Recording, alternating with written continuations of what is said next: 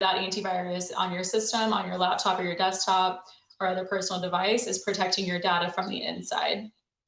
And a device without antivirus software is it's truly vulnerable for cyber attacks from across the board.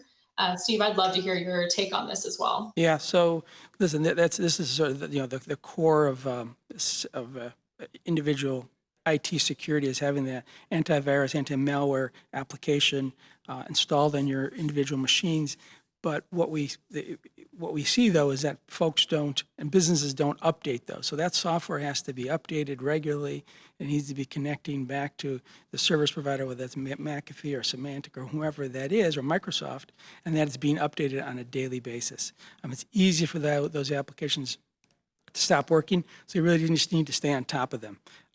And the other thing that we see now is that there are some fantastic next generation antivirus tools that are really based on artificial intelligence and the advantage of these tools is that they're very sophisticated and they can actually stop attacks before they begin, in particular ransomware. We'll probably touch on that a bit more, but some of these newer tools that we are using with some of our clients, for instance, can stop ransomware in its tracks, and that's a huge step in the right direction.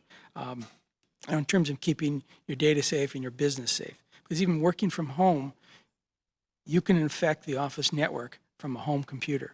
And some of these newer tools will help alleviate that. So it's really important to take a look at that. And as people are working from home, that information is managed and the devices that they're on are being managed properly with antivirus and other security software.